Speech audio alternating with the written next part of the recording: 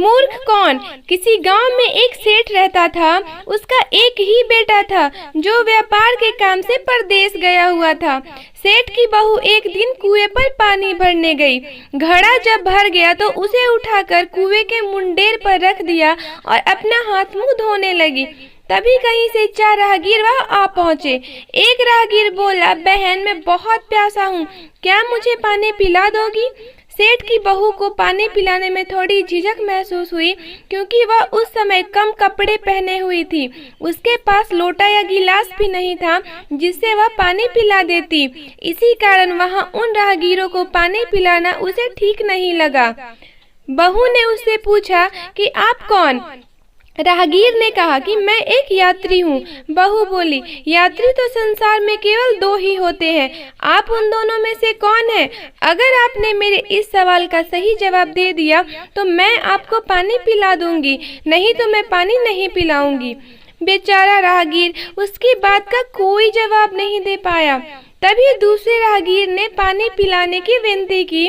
बहू ने दूसरे राहगीर से पूछा, अच्छा तो आप बताइए कि आप कौन हैं? दूसरा राहगीर तुरंत बोल उठा, मैं तो एक गरीब आदमी हूँ। सेठ की बहू बोली कि भैया गरीब तो केवल 2 ही होते हैं, आप उनमें से कौन हैं? प्रश्न सुनकर दूसरा राहगीर चकरा गया। उसको कोई जवाब नहीं सूझा तो वह चुपचाप हट गया। तीसरा राहगीर बोला, बहन मुझे बहुत प्यास लगी है, ईश्वर के लिए तुम मुझे पानी पिला दो। बहू ने पूछा, अब आप कौन हैं? तीसरा राहगीर बोला, बहन मैं तो एक अनपढ़ गवार हूँ। यह सुनकर बहू बोली, अरे भाई अनपढ़ गवार तो इस संसार में बस 2 ही होते हैं, आप उनमें से कौन हैं? बेचारा तीसरा राहगीर भी कुछ बोल नहीं पाया।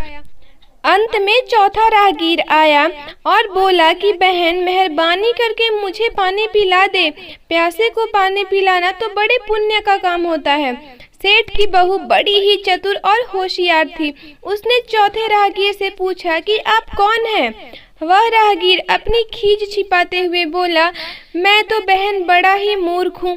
बहू ने कहा, मूर्ख तो संसार में केवल 2 ही होते हैं, आप उनमें से कौन हैं? वह बेचारा भी उसके प्रश्न का उत्तर नहीं दे सका। चारों पानी पिए बगैर ही वहां से जाने लगे। तो बहू बोली, यहाँ से थोड़ी ही दूर पर मेरा घर है, आप लोग कृपया वहीं चलिए, मैं आप लोगों को पानी पिला दूंगी। चारों राहगीर उसके घर की तरफ चल पड़े। बहू ने इसी बीच पानी का घड़ा उठाया और छोटे रास्ते से अपने घर पहुंच गई। उसने घड़ा रख दिया और अपने कपड़े ठीक तरह से पहन लिए। इतने में भी चारों राहगीर उसके घर पहुंच गए। बहू ने उन सभी को गुड़ दिया और पानी पिलाया।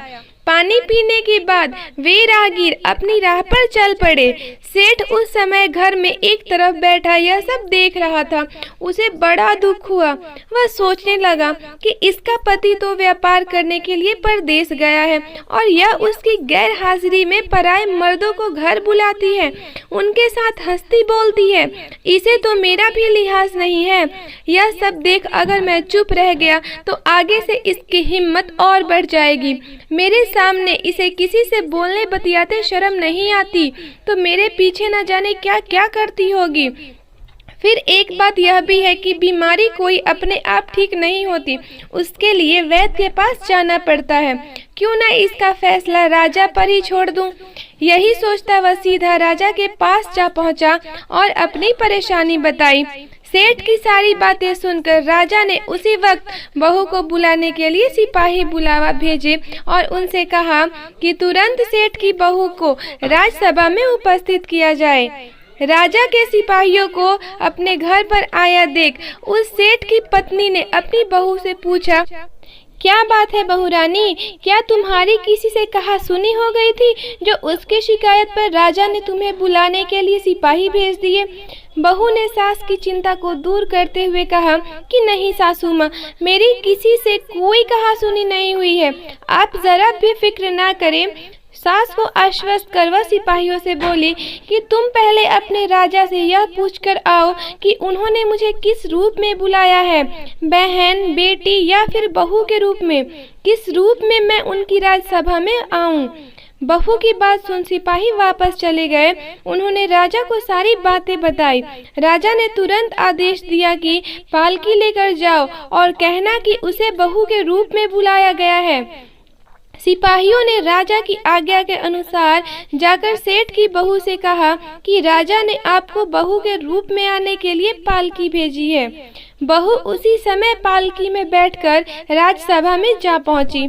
राजा ने बहू से पूछा, तुम दूसरे पुरुषों को घर क्यों बुला लाई जबकि तुम्हारा पति घर पर नहीं है? बहू बोली, महाराज, मैंने तो केवल कर्तव्य का पालन किया। प्यासे पथिकों को पानी पिलाना कोई अपराध नहीं है, यह हर गृहिणी का कर्तव्य है। जब मैं कुएं पर पानी भरने गई थी तब तन पर मेरे कपड़े अजनबियों के सम्मुख उपस्थित होने के अनुरूप नहीं थे। इसी कारण उन राहगीरों को कुएं पर पानी नहीं पिलाया। उन्हें बड़ी प्यास लगी थी और मैं उन्हें पानी पिलाना चाहती थी, इसीलिए उनसे मैंने मुश्किल प्रश्न पूछे और जब वे वो उनका उत्तर नहीं दे पाए तो उन्हें घर बुला लाई। घर पहुंचकर ही उन्हें पानी पिलाना उचित था। राजा को बहू की बात ठीक लगी। राजा को उन प्रश्नों के बारे में जानने की बड़ी उत्सुकता हुई जो बहू ने 4 राहगीरों से पूछे थे। राजा ने सेठ की बहू से कहा कि भला मैं भी तो सुनूं कि वे कौन से प्रश्न थे जिनका उत्तर वे लोग नहीं दे पाए। बहू ने तब वे सभी प्रश्न दोहरा दिए। बहू का प्रश्न सुन राजा और सभासद चकित रह गए। फिर राजा ने उससे कहा कि तुम खुद ही इन प्रश्नों के उत्तर दो, हम अब तुमसे यह जानना चाहते हैं। बहू बोली, महाराज, मेरी दृष्टि में पहले प्रश्न का उत्तर है कि संसार में सिर्फ 2 ही यात्री हैं, सूर्य और चंद्रमा। मेरे दूसरे प्रश्न का उत्तर है कि बहू और गाय इस पृथ्वी पर ऐसे 2 प्राणी हैं जो गरीब हैं। अब मैं तीसरे प्रश्न का उत्तर सुनाती हूँ। महाराज, हर इंसान के साथ हमेशा अनपढ़ गवारों की तरह जो हमेशा चलते रहते हैं वह है भोजन और पानी। चौथे आदमी ने कहा था कि वह मूर्ख है और जब मैंने उससे पूछा कि मूर्ख तो 2 ही होते हैं, तुम उनमें से कौन से मूर्ख हो, तो वह उत्तर नहीं दे पाया। इतना कहकर वह चुप हो गई। राजा ने बड़े आश्चर्य से पूछा, क्या तुम्हारी नजर में इस संसार में सिर्फ 2 ही मूर्ख हैं? बहू ने कहा, हाँ महाराज, इस घड़ी इस समय मेरी नजर में सिर्फ 2 ही मूर्ख हैं। राजा ने कहा, तुरंत बतलाओ कि वे 2 मूर्ख कौन हैं। इस पर बहू बोली, महाराज, मेरी जान बख्श दी जाए तो मैं इसका उत्तर दूं।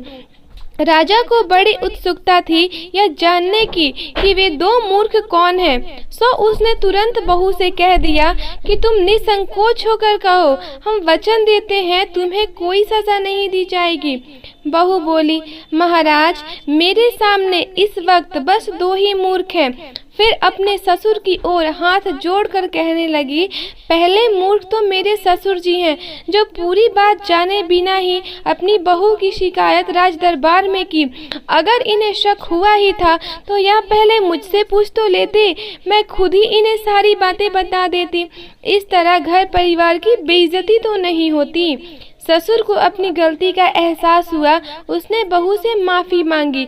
बहू चुप रही। राजा ने तब पूछा, और दूसरा मूर्ख कौन है?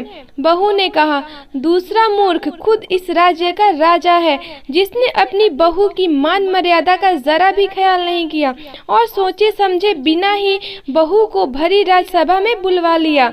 बहू की बात सुनकर राजा पहले तो क्रोध से आग बबूला हो गया, परंतु तभी सारी बातें उसकी समझ में आ गई।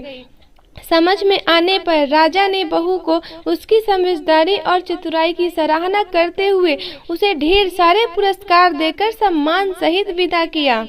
दोस्तों, अगर आपको ये कहानी पसंद आई हो तो आप इस वीडियो को लाइक शेयर करना और इस चैनल को सब्सक्राइब करना ना भूलें। धन्यवाद।